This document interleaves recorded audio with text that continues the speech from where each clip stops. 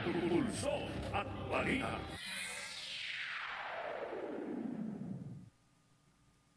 Si Brigadier General Noel A. Bestuir, ang commander po ng 802nd Infantry Brigade sa ilalim po ng 8th Infantry Division ng ating Philippine Army. Nasa ating pong linya ngayong umaga, patungkol naman doon sa mga sa patuloy na pagkalagas ng mga miyembro ng New People's Army dyan po sa kanilang area. Naku, paramihan ng paramihan. Yung mga miyembro ng Communist Terrorist Group dyan po sa area ng 802nd Brigade na nag-abandon o tumatalikod dito sa Kilusanan dahil naman doon sa sobrang kagutuman, sobrang hirap sa kabundukan, yung matinding pressure mula sa mga military operations, sa focus military operations ng mga tropa nitong 802nd Brigade at saka wala noon ang suporta ng masa doon po sa area. Resulta niyan, eto, yun hong kamakailan lang, ito hong Bontoc, yung bayan ng Bontoc, dineklara na ho bilang Stable Internal Peace and Security, o yung SIPS. Ibig sabihin, wala na hong banta ng mga ng mga rebeldeng New People's Army. Alamay natin ang mga dagdag na detalye, buong detalye nito, ang buong kwento kay General Bestuir. Sir, magandang umaga, Nick Lipan at Chibari po, live na tayo sa Pulso at Balita dito sa DWWD Armed Forces Radio, Boses ng Kawal Pilipino. Sir?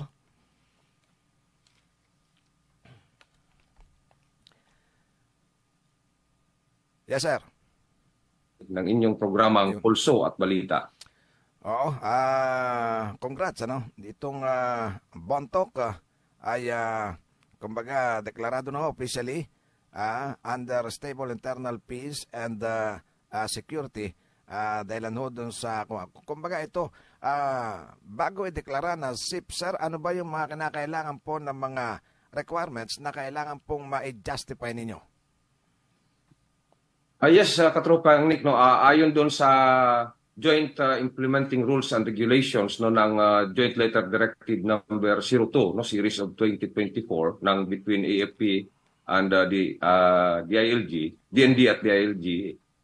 May apat na stages yung insurgency, ang pang-apat nito ay yung SIPS nga, yung Stable Internal Peace and Security Condition, na kung saan cleared at unaffected na ang mga barangay sa isang munisipalidad, sa isang probinsya bago mo siya ideklara. Ibig sabihin, pagka-cleared, wala ng mga organisado sa mga barangay sa loob ng area na yon, at may wala ng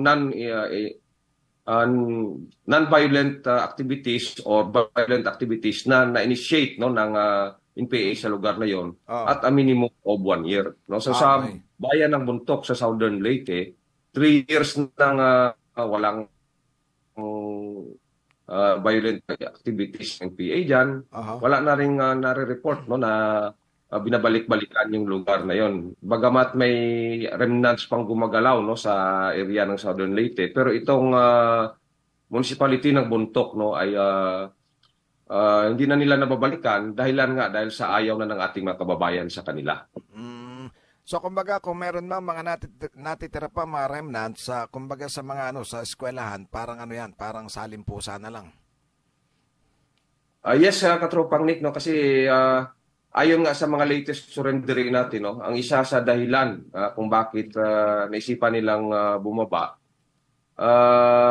dahil nga sa maliban doon sa sinabi mo, naghihirap sila, nagugutom sa pressure ng pamilya, na mawawala na ang kanilang will, dahil sa walang kakulangan ng suporta ng mga communities natin, ng ating mga kababayan, kasi sa mga nagre-recruit sila sa pag-organisa, taong bayan na ang nagsasabi sa kanila na wag na kayong dito sa aming barangay, peaceful ng aming barangay, peaceful ng aming community. Kaya nalulumural sila, kumbaga, katropang Nick. I see. So, kumbaga, ang pagkadinig ko kanina, sabi mo, mga nasa 3 taon na walang mga naitatala na mga anumang atrocities dyan, ng New People's Army sa lugar. So, ibig sabihin, dun sa proseso nung pagdedeklara ng SIPS dyan po sa Bontoc, hindi naman siguro naging mahirap para dun sa ating mga lokal na council,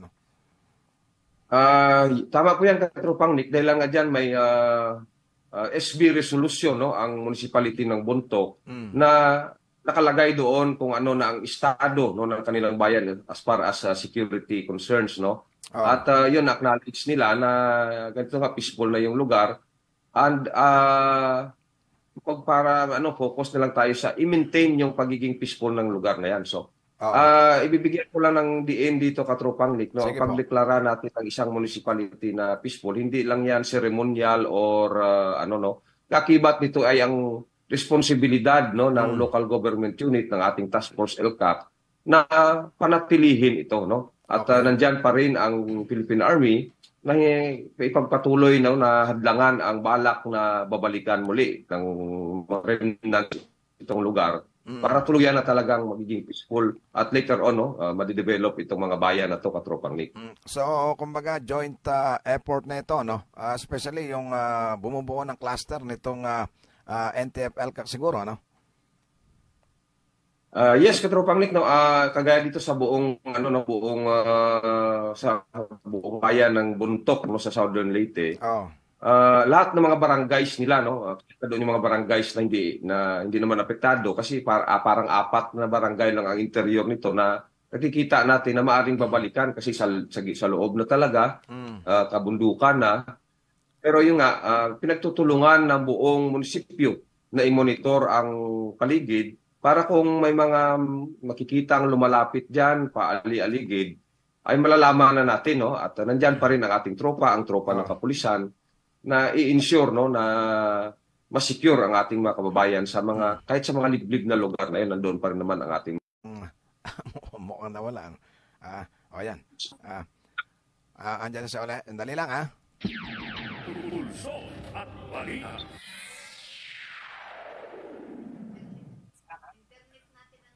Ayun, yung internet pala namin ang nagka-problema. Pero mamaya pagka na-erase na, okay na. Alam niyo naman natin ng mga service provider lagi nagkakaroon ng trouble. Balikan natin ngayon na ito si Brigadier General. Yes, sir. Brigadier General Noel A. Bestuer, ang commander po ng ating 802nd Brigade. Sir, naputol lang tayo kanina. Nagkaroon lang ng konting problema din sa aming internet. Sabi ng ating technical at ni Ate Beth ngayon sa production, okay na raw.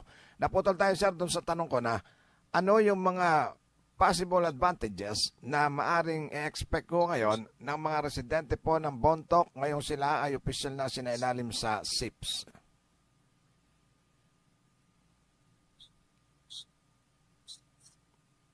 Yes, Katropang Nick, no. Dahil peaceful na siya, medyo opportunity ito sa kanila na mararamdaman ng taong bayan, ng mga investors and whoever, na maganda na yung lugar nila, hindi na matatakot sila para puntahan itong lugar na to, Katropang Nick. So, ibig sabihin na investment, so pamumuhunan, so trabaho, ang po pwedeng ihatid niyan. And also siguro, doon sa mga pwedeng gawing tourism spot, dyan po sa Bontoc.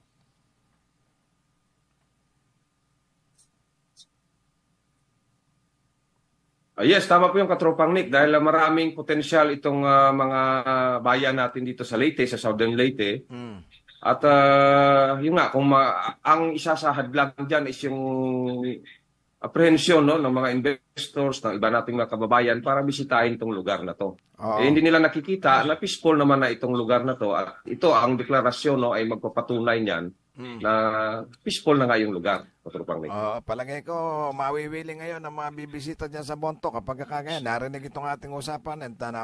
Ay nata, sir, mukhang okay na. Mukhang nag-go on and off yung aming internet po dito Sir, narinig po ninyo yung kung ano po ang reaction ngayon ng LGUs o in particular ng mayor po ng Bontoc dito sa mga development na ito. Katropang Nick, hindi ko na masyadong nakuha yung last na sinabi niyo po. Reaction lang po ng LGUs, particular po ng mayor ng Bontoc dito po sa development na ito. Yes, Katropang Nick, very eager nga silang ma-declare itong bayan nila na Sipsi kasi kauna-unahan sa Southern Leyte, itong Buntok ang nagdeklara, no? Oo. So, sa statement ng ng mayor doon, ni Mayor Alinsum, natutuwa siya dahil nga sa nakakaisa ang buong taga-Buntok, Oo. pati yung mga 40 barangay captains and other stakeholders doon sa area para ma-declare ito at ang stand na ito ay nagdi-deliver no ng isang strong message no sa mga armado pa, sa kanilang mga kalyado na ito nga, no, nagkakaisa na sila at kung may binabalak sila ay hahadlangan na ng ating mga kababayan doon. Kasama na tayo doon, Katropang Nick. Maliban po dito sa Bontok, meron pa bang mga susunod ho na bayan na posible pong maideklarang safe sa area po ng 802nd Brigade? Yes, Katropang Nick, no? Ito 'yon isa sa mga isa sa mga ginagawa natin ngayon. Pumayag. So tuloy-tuloy 'yan, naka-schedule 'yan Katropang Nick sa mga areas natin dito na ganito na ang estado na wala nang masyadong wala nang influence ng NPA at kung magawa natin 'yan, 'yun ay parang nasi-shield natin ang isang bayan na hindi na mababalikan itong armadong NPA, Katropang Nick. Mukhang magkakasunod-sunod na yan, Kwan. Yung pagdedeklara ng SIPs dyan po sa ilang pang mga bayan dyan sa inyong area, lalo pa nga ngayon ang report dyan sa inyo, yung mga nakakarating dito sa amin na laman lagi ng aming mga balitang kawal, yung inyong 802nd na kumbaga patuloy ho yung ginagawang pag-abandona nitong mga miyembro, mga remnants ng communist terrorist group dyan po sa Leyte at sa Samar na pagbabalik loob sa inyo. Tama po yung Katropang Nick, no? Kagaya nga ng sinabi ko kanina, parang pinormalize natin ang pagbibigay ng shield, no? Na para hindi na makabalik, no? So dineklara yan, and no less than the people no from the area ang nagsasabi na ayaw na namin sa inyo. So kung may attempt man silang babalikan doon, mag-alanganin na ito. So in that sense, lalo silang mahirapan, lalo silang mape-pressure. At yun ang inasahan natin na magiging dahilan no, ng kanilang pag-abandona ng kanilang armadong pakikibaka. At in-expect natin, tuloy-tuloy pa kasi yung mga ginagawa din natin doon sa mga pamilya na may contact na sa kanila. Marami ng informasyon na nakakarating sa atin no, na gusto nang mag-surrender, gusto nang bumaba, naghahanap lang sila ng kung kanino sila makalapit doon sa pamilya nila, paano magkakontak. Tuloy-tuloy po yung ginagawa natin and we expect no, na sa darating na mga araw no, may mga armado pa no, na iiwan na rin ang kanilang armadong pakikibaka. At tayo ay pinaghandaan natin kung paano natin sila tutulungan para magiging peaceful na talaga ang lugar, Katropang Nick. Yes, sir. And yun nga, para masustain natin yan, tama yung sabi nyo kanina, kumbaga, yung coordination natin, hindi lang ho dapat iasa sa inyo, sa military, sa local government, kundi pati dun sa mga government agencies natin, local and national, na po pwede ho makapag-tender ng mga activities like livelihood trainings from TESDA o yung mga financial livelihood financial aid sa mga livelihood from DSWD, including dyan po sa DOLE and other agencies concerned. Yes, sa Tropang Nick, no, very active din ang ibang cluster natin no, sa Task Force LCAC natin sa region, province at saka sa mga municipality. Kagaya nitong Poverty Reduction and Livelihood Employment Cluster o PRLEC, yung LPE natin, yung Localized Peace Engagement Cluster at iba pang mga clusters natin. No? So, sa mga nandyan pa sa loob no, na yung mga nagbumaba na ninyo dito ay natutulungan talaga natin at sila magpapatunay sa inyo niyan. At kung kayo ay naghihirap dyan, samantalahin nyo na itong pagkakataon na to kasi hindi na nga kayo welcome dyan sa mga kanayunan natin. So kung habang naghihirap kayo dyan, dito mas madali ang buhay pag nandito kayo sa baba. Totoo. Kaya sa mga susunod na araw, mas marami pa mga puting kalapati ang makikita naming lilipad mula po dyan sa area ng 802nd Brigade, sir. Yes, tama po yan, Katropang Nick. At ginagawa yan ng ating mga tropa on the ground in coordination doon sa mga Task Force LCAC no, sa area na tingin natin, no, tingin nila ng mga nandoon mismo na kailangan ng ideklara no, para magiging maralaman ng ating mga kababayan na ito'y talagang peaceful na ang kanilang lugar, wala nang pangamba, wala nang takot. Ang gagawin na lang doon ay maninindigan at i-maintain, no, na ganong peaceful ang kanilang lugar, Katropang Nick. Yes, sir. Sir, maraming salamat po sa oras na ibinigay ninyo. Naku, palagay ko ngayon na ang sarap magkape dyan sa 802nd Brigade kapag ganyan ang atmosphere, ang ambience. Baka meron pa ako kayong mga dagdag na mga anunsyo, mga gustong pasalamatan, sir. Sige, bago tayo maghiwalay. Yes, Katropang Nick, no, salamat din sa inyo, no, sa pagkakataong binigay niyo na ito sa atin. At special mention ko na lang din, no, ang Municipality of Bontoc, Southern Leyte, no? Maadyong buntag kaninyong tanan diha, no? And salamat, no, sa tuloy-tuloy ninyong pagsuporta sa ating kampanya, sa pangungunan niyo para magiging peaceful ang inyong lugar. Makakaasa kayo, no, na ang inyong Philippine Army ay nandyan. Kahit na peaceful na yan, panatilihin natin yan para hindi naman sayang, no, ang mga efforts nating lahat para makamit ang ganong estado na peaceful na ang inyong lugar. Sa mga natitira pang NPA, yun, ulit-ulitin ko, no, na samantalahin yung pagkakataon na to, tutulungan kayo ng gobyerno, wag na kayong magpapakahirap dyan sa loob, no, sa pagtago-tago niya. So yun lang, Katropang Nick, no, damo nga salamat. Magandang umaga uli sa inyong lahat. Kape. Yun, ang sinasabi ko na, yung kape, masarap ngayon humigop ng kape dyan kasi tahimik ni. Ganyan. Ang tanging mainit na lang ngayon dyan sa 802nd siguro, yung kape ni General Bestura. No? And thank you very much din, sir. Kasi nakita ko dun sa isang post niya, no, na na-mention po yung ating pulso at balita, DWDD, na inaangkor po ng inyong lingkod. Na bilang bahagi po, no, dun sa papanatili ng peace and order and also development dyan po naman sa area ng 802nd Brigade. Thank you very much, sir. More power. Congrats. Pulso at balita.